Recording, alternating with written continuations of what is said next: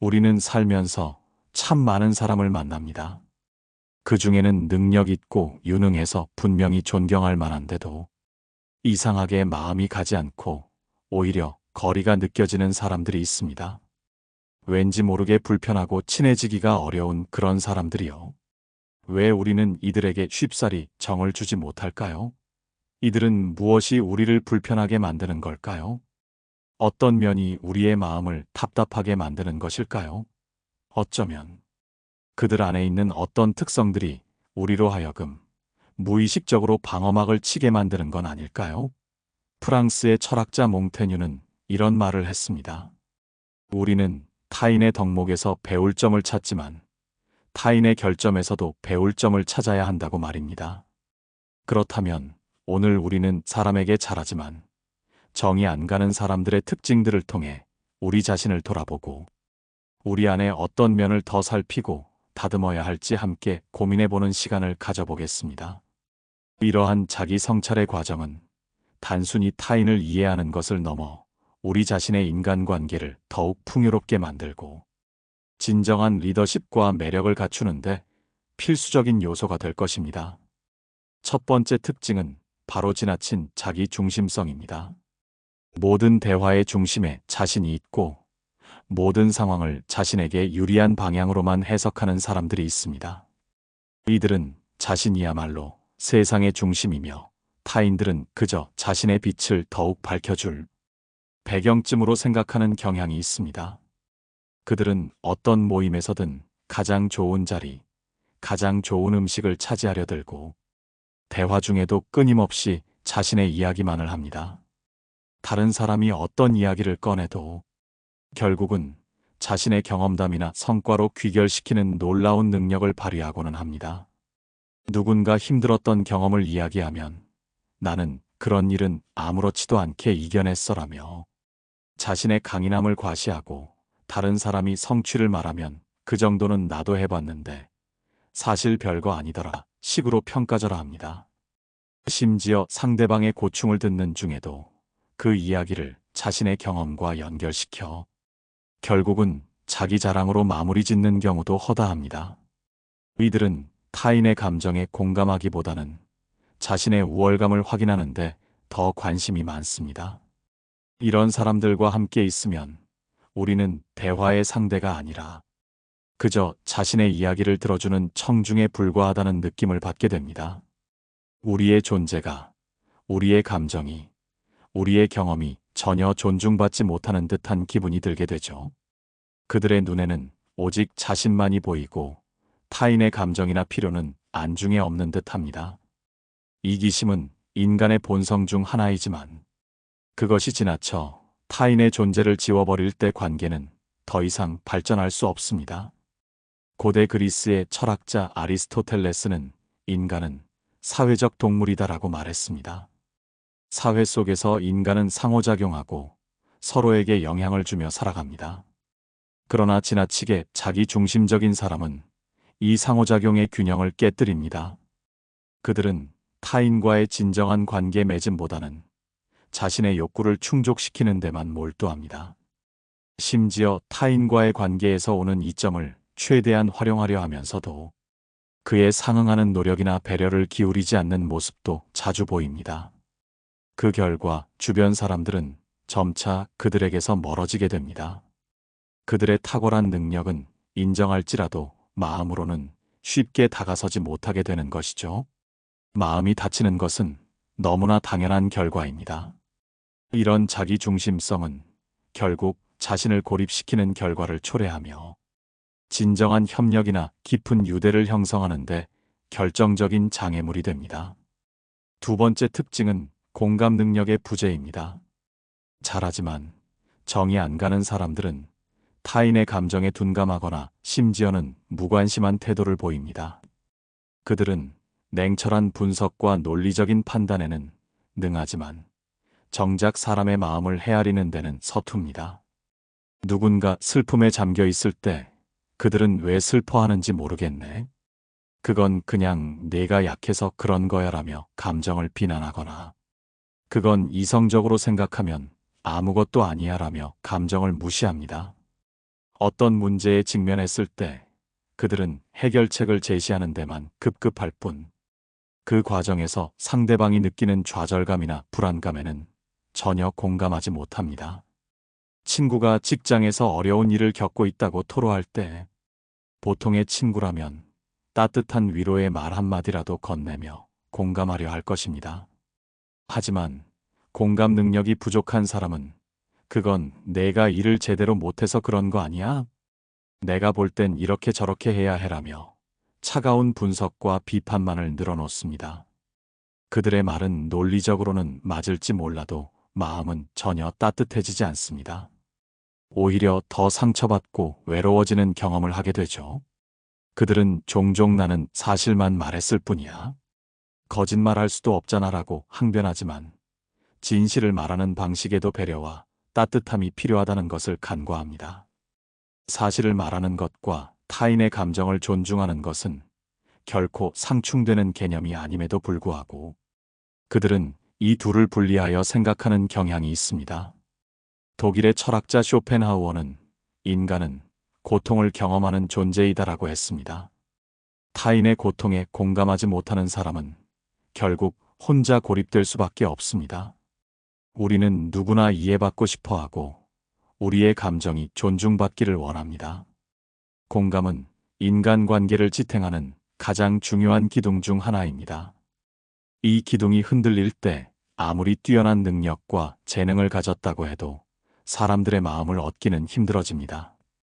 그들과의 관계는 피상적이고 건조한 관계로 머물게 될 것입니다. 그들은 마치 잘 짜인 로봇처럼 효율적으로 움직이지만 정작 인간미는 찾아보기 어려운 존재로 인식됩니다. 사람들은 결국 자신의 마음을 알아주는 이에게 끌리기 마련입니다. 세 번째 특징은 과도한 계산적인 태도입니다. 이들은 모든 관계를 손익계산으로 따지려는 경향이 있습니다. 어떤 사람과 관계를 맺을 때 그 관계가 자신에게 어떤 이득을 가져다 줄지부터 생각합니다. 그들에게 인간관계는 감정의 교류나 상호 이해의 장이 아니라 철저하게 이용 가치를 따지는 비즈니스와 같습니다. 누군가에게 도움을 줄 때도 나중에 어떤 식으로든 돌려받을 것을 염두에 두고 행동합니다. 아무런 대가 없이 순수한 마음으로 베푸는 것을 이해하지 못합니다. 그들은 항상 내가 이렇게 하면 저 사람은 나에게 무엇을 해줄까를 고민하고 자신이 손해본다고 생각하면 즉시 관계에 선을 긋거나 불만을 표출합니다. 생일 선물 하나를 주고받을 때도 가격을 비교하고 식사 비용을 낼 때도 10원 단위까지 정확히 나누려 합니다.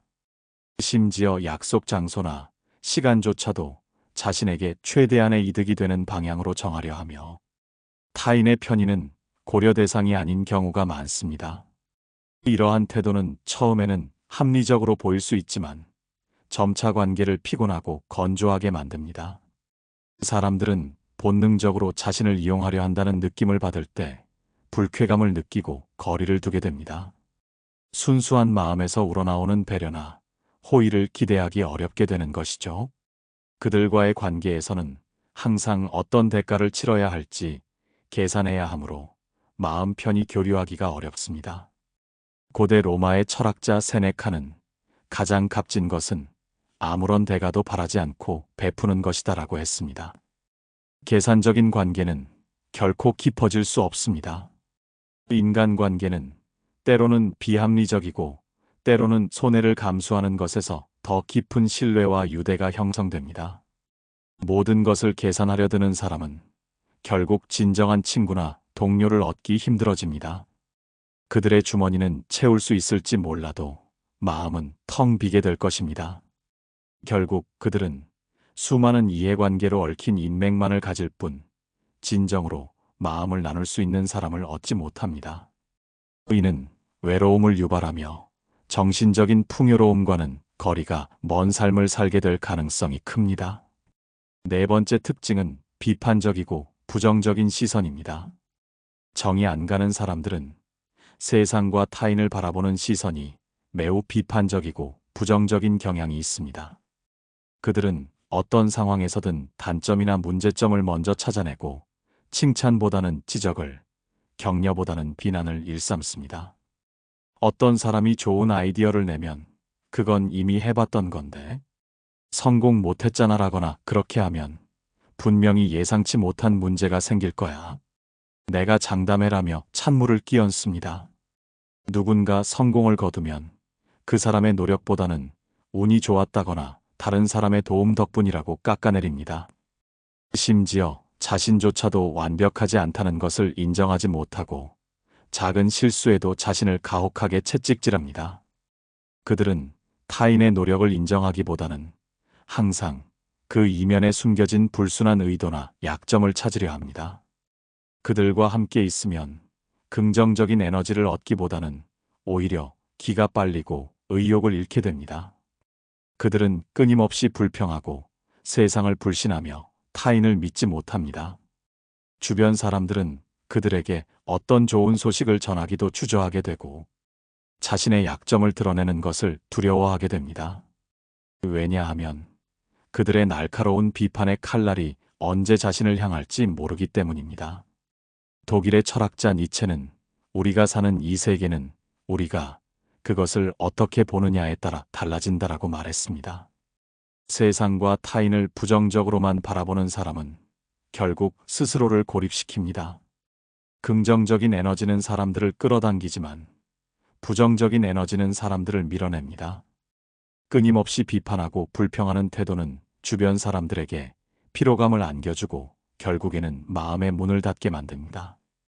그들의 재능이 아무리 뛰어나도 그들과 함께하는 시간은 즐겁기보다는 불편함으로 가득 차게 됩니다. 이러한 부정성은 자신뿐만 아니라 주변 사람들의 성장과 발전에도 부정적인 영향을 미치며 활기찬 분위기를 저해하는 요소로 작용합니다. 아무리 유능해도 함께하고 싶은 마음이 들지 않는 이유가 바로 여기에 있습니다. 다섯 번째 특징은 오만하고 고압적인 태도입니다.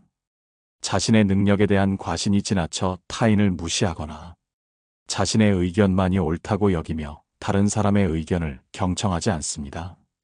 이들은 대화할 때 상대를 똑바로 쳐다보지 않거나 팔짱을 끼고 삐딱하게 서서 듣는 등 기본적인 예의조차 지키지 않는 경우가 많습니다. 심지어 상대방의 말을 끊거나 비웃는 듯한 표정을 짓는 등 무례한 행동을 서슴지 않습니다. 자신의 지위나 학력, 재산을 내세워 타인을 압도하려 들고 약한 사람에게는 무례하게 행동하며 강한 사람에게는 아첨하는 이중적인 면모를 보이기도 합니다.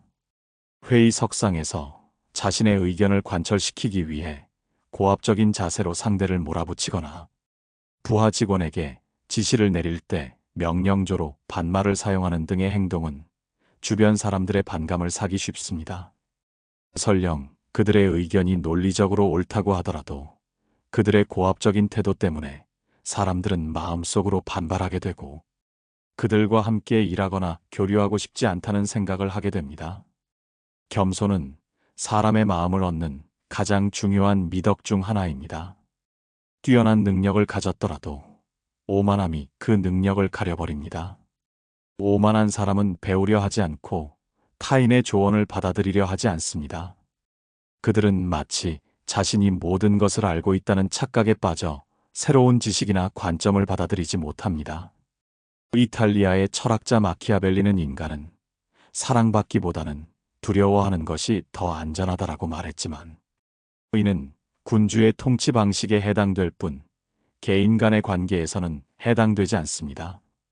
두려움은 일시적인 복종을 가져올 수 있지만 진정한 존경과 사랑은 결코 얻을 수 없습니다. 오만한 태도는 사람들을 위축시키고 그들과의 소통을 단절시킵니다. 결국 그들은 주위에 사람이 많아 보여도 진심으로 그를 따르는 사람은 없게 되는 외로운 존재가 될 것입니다. 그들의 주변에는 그저 이해타산에 얽힌 사람들만이 남게 될 뿐입니다. 이 오만함은 결국 그들의 성장을 가로막고 진정한 리더십을 발휘하지 못하게 만드는 결정적인 요인이 됩니다. 여섯 번째 특징은 약속을 쉽게 어기고 신뢰를 저버리는 행동입니다. 정이 안 가는 사람들은 때때로 자신의 이익을 위해서라면 약속을 쉽게 저버리거나 남과의 신뢰를 깨뜨리는 행동을 합니다. 그들은 순간의 편의나 눈앞의 이득을 위해 거짓말을 하거나 책임을 회피하는 모습을 보입니다.